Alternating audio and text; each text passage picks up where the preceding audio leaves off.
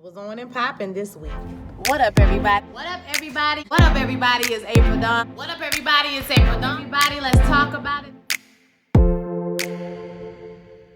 What up, everybody? It's Ep3. Let's talk about it. This is Greenleaf, Season 4, Episode 3. Maybe it's Season 3, Episode 3. We're here, regardless. All right, this was a pretty good episode, so let's go ahead and get started. So Grace goes to the halfway house where her son is, and she learns that visiting hours are over, but her flight apparently got delayed, and the guy gives her some grace, and he lets her see AJ. So he comes down. He's very angry. You can tell he's been working on his speech his whole entire life because he's been ready to go off on his mama. He tells her that he just thought that she was gonna send the money, like he didn't think she was gonna care or whatever. That he's not her science experiment, and she can't pick him up and put him down whenever she feel like it. I was like, okay, baby, you've been working on this your whole life. You gotta be angry and get all your feelings out. So we gonna let you have your moment, okay, AJ? He says all he wanted from her was some money to get on his feet, and that she needs to go. And she's like, can we talk? And he like, nah, she didn't want him when she had him the first time. She didn't want him the second time when he came to come see about her or find out who she was or whatever. So, no, just give him the money or no, okay? And she was just looking at him, and he was like, well, don't let her back in here, okay? I'm done. Like, boy, you in the halfway house. You can't tell these people who to let in and out. You tried it, sir. James and Lady May are talking, and he's about to leave for the morning, for the day. And she tells him that the Lord gave her a dream last night. And the dream was of these people in the museum, and everybody was screaming. And she followed the security guard who ran, and they ran over to a picture of Christ, and it had a knife in it. And he was standing there with the knife with blood, and he was like, I'm sorry. So she feels like this is saying that he needs to apologize to the church for everything that's happened. And, is the church, them getting the church back, is it as much in his hands as it is in Gigi's hands.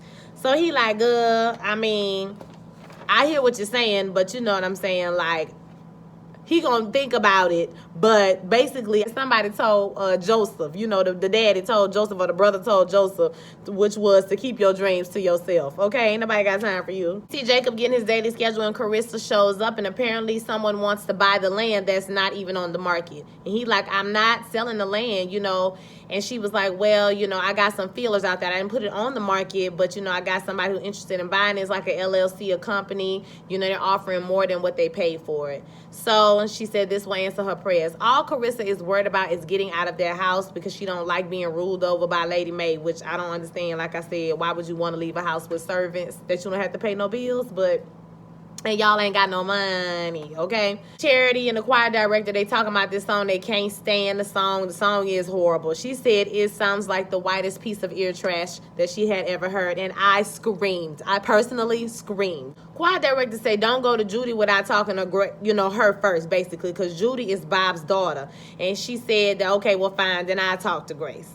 So Corinne is walking down the hallway, and this woman comes. Her name is Miss Williams, and she said she had an appointment with Grace. And she's like, oh, well, Grace is out of town. I will call her. And she's like, no, don't call her. Phil steps in, and he's like, don't call her. She's probably really busy. I'll handle it. So he goes off with Miss Williams, and Corinne is like, I don't even like his ass. So she calls Lady May at home and tells Lady May everything that's going on with the whole situation. Grace is back for AJ the next day, and she asks him for a chance to explain. And I guess they sit down and talk, and she explains what happened in the situation.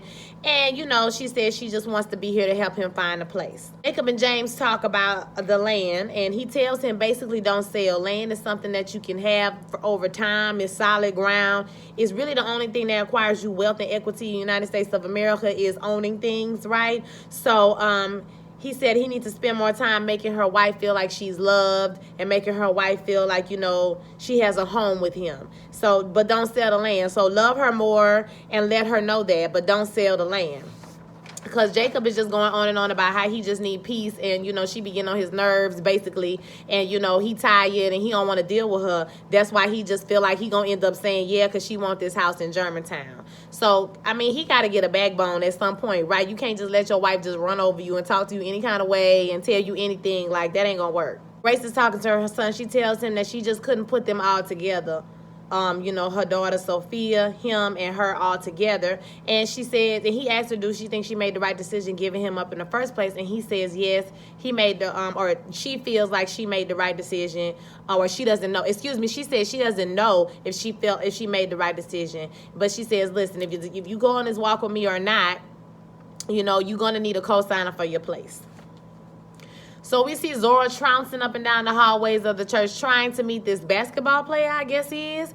And, you know, she talks to Charity, and Charity give her a high five like, girl, do you, I guess, get your man if that's what you want. And Charity stops Corinne and start asking her a whole bunch of questions. And Corinne is like, girl, why you in our business? Like, Corinne is looking like us. Corinne is us, okay? She figures out that Grace is out of town. She don't know why Grace is out of town. And she also finds out that Miss Williams had came to the church for something.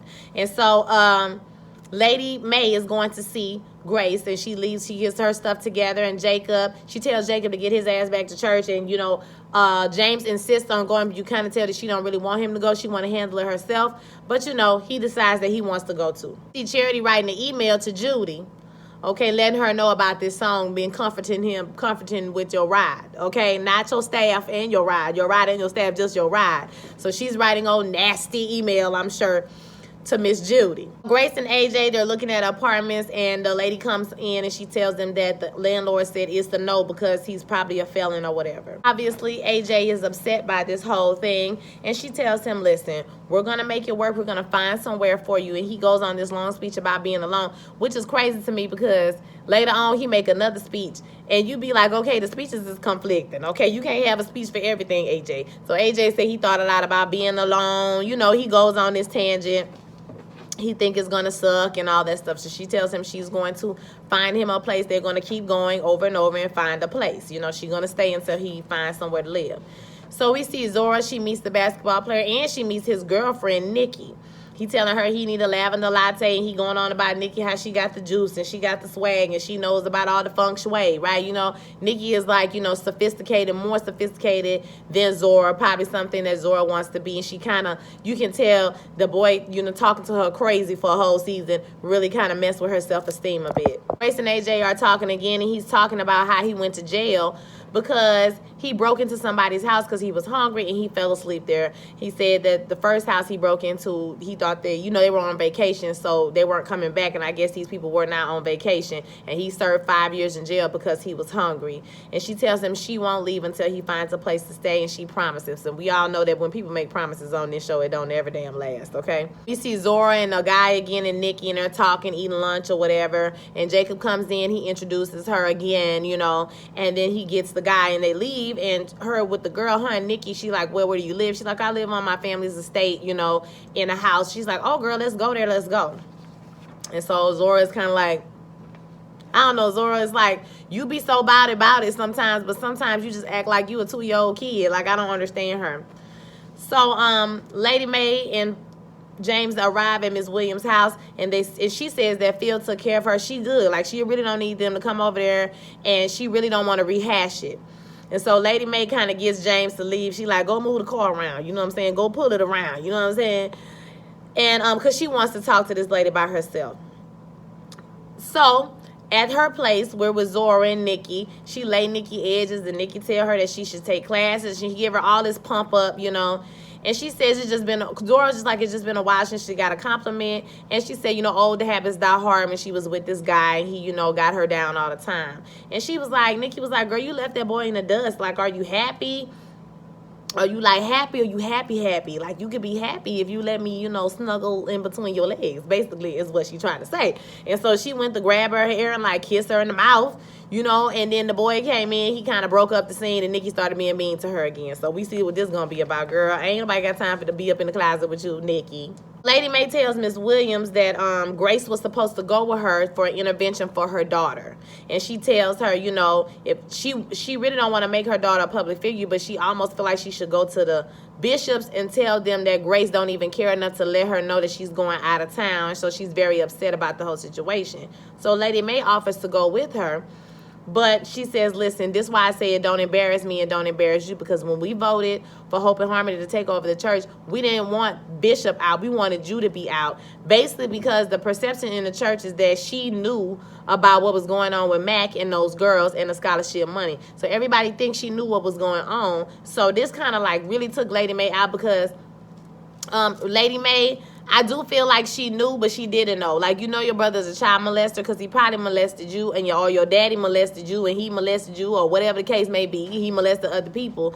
So it's kind of like you let a child molester be in the midst. And so now she's struggling with that. She gets in the car with James, and she tells him that she don't want to talk about it when he asks her. Lady Mae then calls Grace, of course, to unload on her about her being out of town and not her and Jacob not taking care of business in the church, and they're gonna lose their church, and she need to bring her ass back there tomorrow, period. Phil, he talks to Charity, because apparently Charity did send an email to Judy to let Miss Judy know they're not gonna sing that song in church, and he was like, that is Bob's daughter. The song is sung every Sunday in church, and girl, you gonna sing the damn song. It is what it is, okay? Sing the song. And she was like, well, what is Grace doing in Phoenix? And he like, what you mean what Grace doing in Phoenix? What you talking about? And she was like, apparently you don't know what she doing in Phoenix. And so, you know, basically watch how you handle me. Now you came up here talking to me crazy, but I'm the one giving you the informationals, okay? James comes in, and Lady Mae is on the couch, and she says he thought about the dream, and then Mae Steiner stops him and says, listen, the dream was not for you, it was for me. It was for a warning. And we noticed that she's looking at pictures of Faith, and she says that do they really think that she knew what was going on? And maybe she did know and she didn't know. Maybe she was just fooling herself. And I think she was just fooling herself. I'm going to be honest with you. Because you know that your father was a molester. You know that Mac was accused of molesting Faith. But yet you let him roam around this church. I'm not going to lie. She is low-key one of the major people that's responsible for the things that happen. And so, like, she's struggling with that. She said, every time I think we over it, it keeps coming back. You know, it keeps coming back over and over again. And, you know, he comforts her. So, AJ comes in. He's excited to tell Grace that he found a place, but the owner don't come back till the next week. So, he thinking they could get some sheets, you know, maybe some blow-up mattresses, and they can chill together. And that's when she breaks the news to him that she has to leave, that she has to go back. And he tells her, well, go ahead and don't come back no more. You know what I mean? Like, I'm sorry I exist. I'm sorry I'm alive. Like, I want to believe that AJ is sincere, y'all, but this is television, and something tells me that when AJ get his ass down to the doggone, is it Memphis? When he get his ass down to Memphis, honey, he gonna see all that money and that opulence, and he gonna start running game. Okay, now, hopefully he's just a sincere boy, but all this pent-up aggression and anger he had towards his mama, you know, rightfully so, is gonna turn into a devious plot at some point, I'm sure. Jacob buys Clarissa flowers, and he tells her that he's going to make her his #1 priority and make her feel loved every single day. She's like, oh, that's so sweet. But he needs to tell her something. She like, you quit right now? Now you about to, you know? And he's like, listen, I don't want to sell the land. And she said, listen, I'm your wife. You're going to have to choose. It's going to be Lady Mae, or are you going to have to choose? So Lady Mae calls them and says that y'all need to come downstairs. Come on down to the family room. Phil calls, and he sees that Grace has not seen Bob Whitmore in Phoenix. He thought she went to Phoenix to go see Bob, so he all pressed and worried about, you know, something else or whatever. Clearly, his job security ain't that secure. And we see that Gigi comes home, and they tell her to come to the family room where they're all looking at old pictures and slides. Charity asks a few questions about Bob Whitmore, her seeing Bob Whitmore, and she clearly don't believe her, right?